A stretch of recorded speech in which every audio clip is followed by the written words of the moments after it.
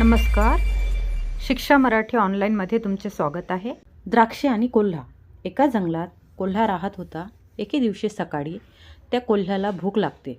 तो काहीतरी खाण्यासाठी इकडे तिकडे भटकू लागला, पण त्याला खायला काहीच मिळत नव्हते. शेवटी त्याला एक द्राक्षाचा मळा दिसला आणि तो द्राक्षाच्या मळ्यात गेला. तिथे सगळीकडे द्राक्षे असतात. सगळीकडे द्राक्षांचे घडच घड लटकलेले दिसतात. कोल्ह्याच्या तोंडाला पाणी सुटते. तो विचार करतो की हे फळे चवदार दिसत आहेत, मला ती पाहिजेत. कोल्हा तिथे थोडा वेळ बसतो आणि द्राक्षांचे वेल आणि द्राक्षे नीट पाहतो. द्राक्षे खूप उंचावर असतात. त्याच्या पोहोचण्यापलीकडे लटकत होती. त्यामुळे तो उडी मारून पिकलेले द्राक्ष पाडण्याचा प्रयत्न करत होता. परंतु तो द्राक्षापर्यंत पोहोचूच शकत नाही.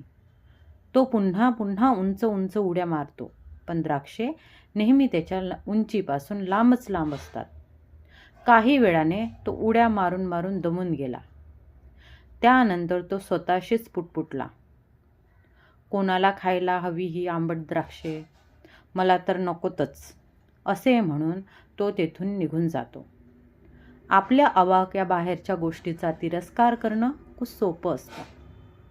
जे आपल्याला जमत नाही, जे आपण करू शकत नाही, त्यासाठी आपण काही ना काही मार्ग शोधत असतो.